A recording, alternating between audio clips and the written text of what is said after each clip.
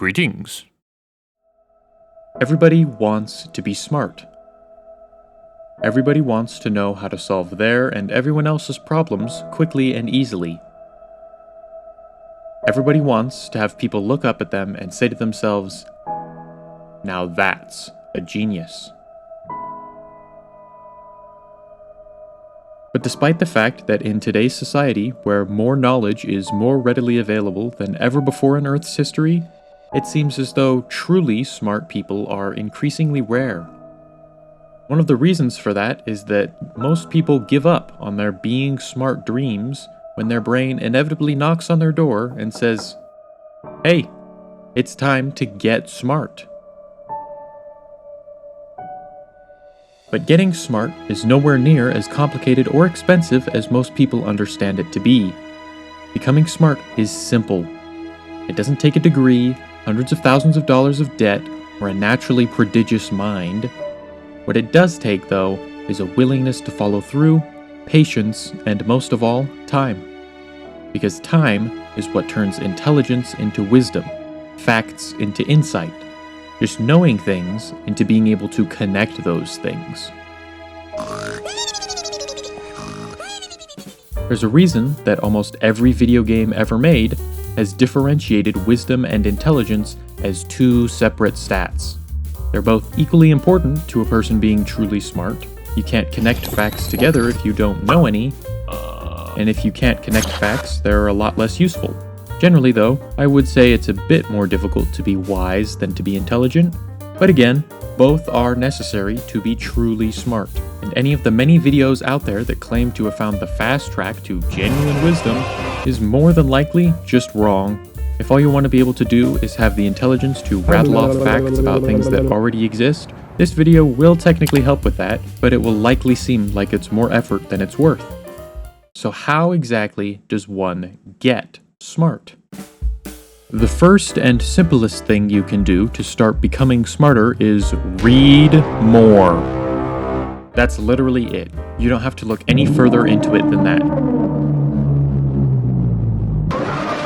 Go to the library, pick up a book, and start reading it. It doesn't even have to be a book. I mean, read anything. For this video, I am going to assume books as the default because I genuinely believe that reading books is more effective than reading stuff on the internet. That's not to say that there isn't anything on the internet worth reading, it's just that if you're going to go through the trouble of writing and publishing a book, chances are you are at least genuine with whatever you're writing about. There is a wealth of fantastic content available on the internet to read for free, but the percentage of genuine, well-thought-out stuff compared to the more primitive writings is quite a bit more skewed.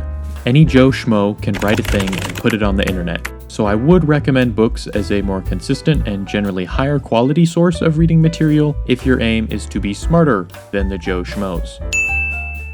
It also does not matter what kind of stuff you read, because any reading at all, especially nonfiction, expands your vocabulary, but only if you make it. Reading stuff without understanding it is not totally useless, but is drastically less effective. If you want to make your reading more effective, when you inevitably come across something you don't fully 100% understand, whether it be a sentence or a specific word, take the time to pull out your phone, look it up, and figure out what it actually means. This helps a lot with growing your knowledge. I'm gaining knowledge. Because if you take the time to look up what a word actually means, you probably won't ever forget it, which will come into play later. Nonfiction books are oftentimes a bit more difficult to just sit down and read. It's hard for a lot of people, including myself, to look at a page full of graphs, numbers, and symbols and glean anything from it before realizing there's 500 more, and in some cases, there's no way around it. How do you explain math and physics without numbers? But not all is lost if you're looking for raw knowledge, because there are books out there that make gaining knowledge not just a pure data dump. My favorite example and my favorite nonfiction book ever is called Sapiens, A Brief History of Humankind. I read this book when I was a freshman in high school, believe it or not, and absolutely loved it. It covers so much stuff in such an interesting way that I was as eager to read a bit more as I was my favorite fiction stories. And here's where it gets interesting. 14-year-old me was less capable of understanding a book of that weight than 18-year-old me. But I can tell you, without a doubt, that I read that book and enjoyed it, and it taught me everything and more that my entire world civilizations class that I took the next year would have. In one book. I won't delve into exactly what that book taught me in this video, but there will probably be one in the future. I mean, it's on the list. So, needless to say, that book was incredibly worth reading, and I would suggest you try it yourself because I am a significantly more intelligent person because of it. So I've been talking about the intelligence part of reading, but what about the wisdom part? Well, that's what this part is. How reading makes you wiser. There's plenty of debate as to whether fiction or nonfiction is more effective in this regard, and from my personal experience, I think fiction is more suited to wisdom and nonfiction more powerful for knowledge. And this comes from experience reading both genres. If you still think I'm smart at the end of this video, trust me when I say that the thing that has contributed most to my wisdom over the years is my fiction reading. Most of my reading has been fiction because I simply enjoy reading fiction more. And when I say most of it, I mean a seriously large amount of fiction. I've been reading fiction for so long that I can't specifically remember when I got into it anymore, but I do know that I was in the thick of it by the time I was 8 years old. I read so much as a kid. Yes, I understand that being 18 still mostly qualifies me as a kid, but come on. There was a point in my life where literally all I would do was read. During summer breaks, when I was about 11 to 15, when other kids were outside doing stuff they couldn't do during the school year, I was doing the same thing as I was doing during the school year. That seems about right. During those handful of summers, I was reading a book a day, and not some 180-page novel that doesn't really explore any deeper meanings throughout its plot. I mean like 350-plus page books. Sure, they were books targeted at young adults like myself at the time, but they were books, like the books of Beginning or the Hunter Chronicles. EJ Patton, I know you're never going to see this, and I know you're not writing a Hunter Chronicles 3, but please, dear God, I'm begging you, it's been 11 years of unresolved suspense in one of my favorite fantasy worlds ever. And of course, Percy Jackson, which the original 5 lasted less than a week. So, through my aggressive consumption of fiction as a young teen, I drew a lot of connections between a lot of different characters and their plots, which is the wisdom part of reading. No, I did not forget I was talking about wisdom. This is a depiction of the family tree that can be derived from the book The Ruin of Kings by Jenny Lyons. This is book 1 of 5. The other books make this 5 times bigger and 11 times more complicated. You have to deal with the reincarnated versions of basically all the main characters who now have different names and also sometimes alternate physical forms. Having to keep track of all of that seriously widened my gaze when it came to being able to apply knowledge and think critically about the characters. It's a fantastic series if you think you have the stomach to even attempt to try to keep track of all of it. But if you're not interested in reading for fun, if you're purely interested only in getting smart from reading, you might ask, how do I know which books will be more effective in making me smarter? Which of course, the answer is to read more. No, I'm serious. The more you read, the more you will come to recognize the stories and books that stand out, and you'll get better at being able to pick them out without having to crack the thing open and read a few chapters. So I would suggest learning to enjoy it, because it takes a lot of reading before you find yourself in a meaningfully smarter place. One last thing about reading before we move on. Do not be afraid of not liking a book. There is nothing wrong with picking up a book, putting it down 2 minutes later, and never touching it again. You don't have to finish a book to unlock its knowledge and wisdom. Just because you didn't finish the last few chapters doesn't mean all the stuff you learned while reading the rest of the book just vanishes. So if you don't like a book, pick another one. There are a lot to choose from. The second thing you can start doing to become a smarter person is be actively more accurate. Now that may sound a little confusing at first, but let me explain. Using your hopefully larger vocabulary from reading more Be the most accurate you can in the way you speak, think, and write. If something you did was frustrating, don't say, "It was hard." Say, "It was frustrating." Because hard and frustrating mean different things. This is important to becoming smarter in that if you spend the time to seriously think about what's the most accurate way to say this, you'll draw connections between words and ideas that you would never think about otherwise. For example, just now I said, "in the way you speak, think, and write." I'd wager that an average person might have said talk, think, and write. But to me, talk and speak mean different things. To speak implies that there's an audience. Maybe it's just one person, or not a person at all, but you're talking to something. To talk is non-specific. You have to use other words to specify who or what you're talking to, if any, like talking to yourself. Realistically speaking, there probably isn't a huge difference between the literal definitions of those words, but I would never have thought about it and drawn that connection if I hadn't tried to figure out which one was more accurate to what I wanted to say one day. And here's the cool part. It doesn't even matter if there is a difference between speak and talk. The fact that I thought about it at all made me smarter. Another example is the title of this video. It's simple to be smart. I didn't even realize I had done this until I was already well into writing the script for this video. But when I thought about it, I purposely chose the word simple over easy because being smart isn't easy. Simple also starts with S. What is this, kindergarten? And alliteration is cool, but the main reason I used the word simple was because it was the most accurate way to say what I wanted to say without lying. If I had used easy, it might have been a more clickable video. Everyone likes easy stuff.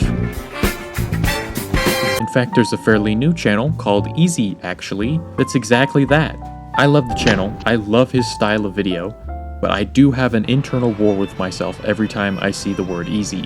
I don't hold it against him for not caring as much about being actively accurate as I do, because at the end of the day, to most people, either word gets the same point across. So at that point, it doesn't matter to anyone but yourself.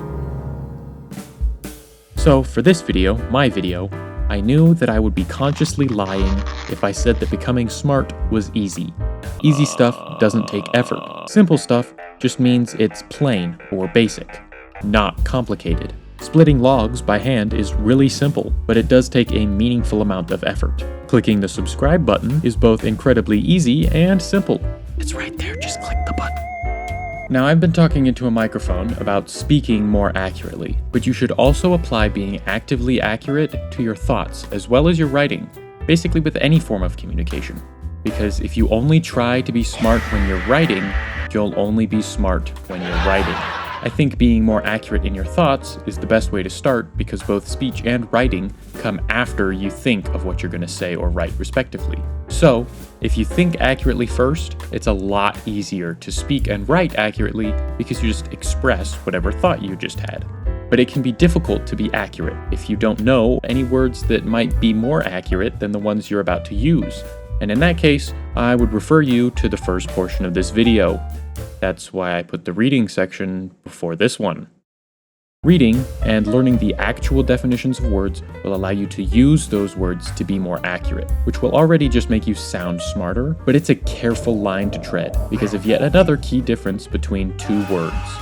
Being accurate doesn't mean using the biggest word, because if you replace every word in a sentence with the longest, most detailed word you know that kind of means what you think it means, you just sound like a schmarmy douchebag who's trying, and failing, to be smart by saying big words for the sake of saying big words, because he doesn't know what any of those words mean. So while it's important to be accurate, only be as accurate as is necessary. Don't waste your breath saying big words for the sake of saying big words. Please, nobody likes you. Okay, small subsection before the third part. With these two things and enough time and practice, you can get pretty smart, but truly smart people realize just how much they don't know. Don't ever think you're smart enough that someone who may be overall less intellectually capable than you could know something that you don't. Being open to being wrong and adapting to accept what is correct or true is a really admirable quality in a person in general. A lot of the reason people want to be smart is that they want to be respected. And that's totally valid, but once you are smart and you want to go after that respect, you can really easily come off as an obnoxious nerd like this guy. Remember him? Look familiar? You don't want to be that guy. So the most important thing I would say from my limited social experience as a smart person is teach, don't tell. If in a conversation, someone says something that is wrong or logically flawed in some way, objectively, not subjectively, don't be afraid to point it out. As long as that's not the only thing you do, and as long as your sentence does not start with the words, actually.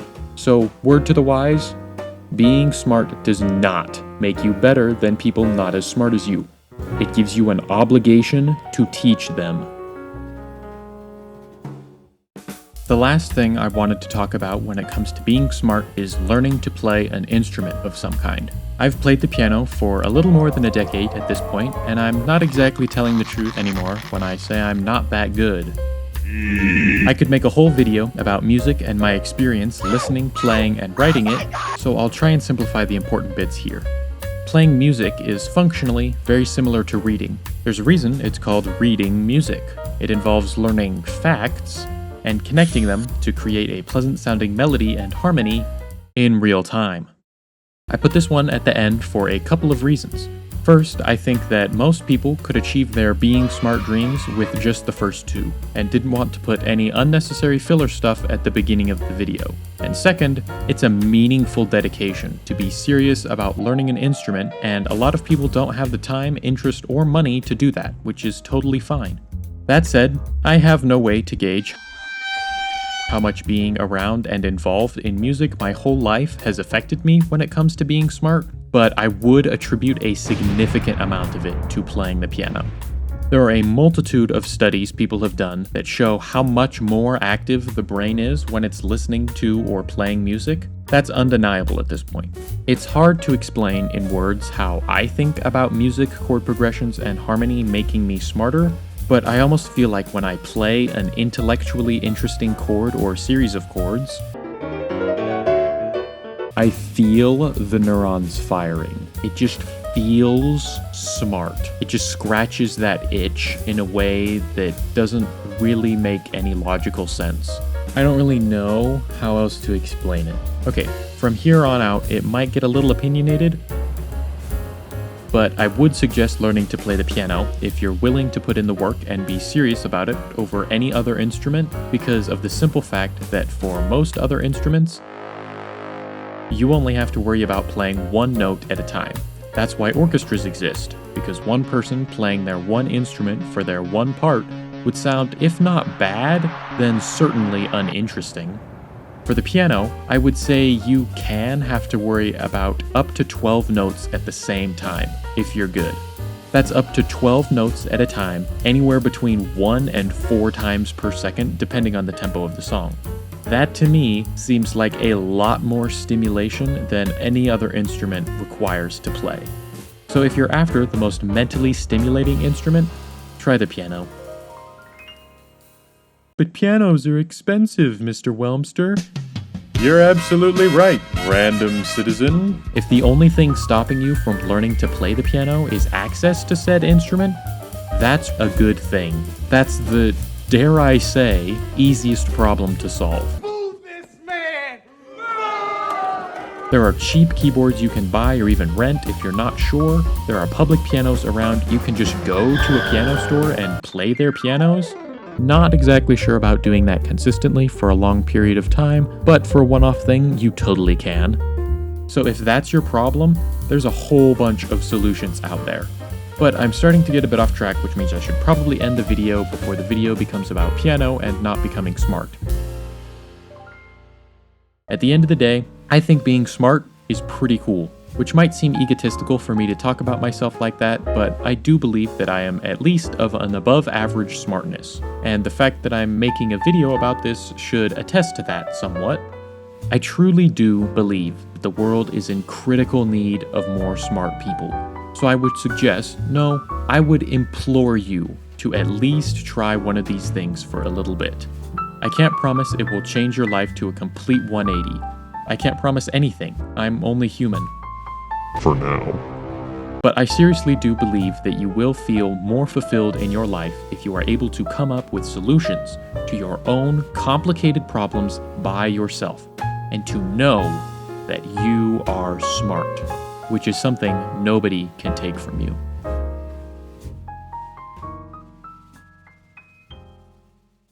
If you think any of this was helpful in any way, shape, or form, I spent a lot of time on this and would appreciate a like and a sub if you don't mind.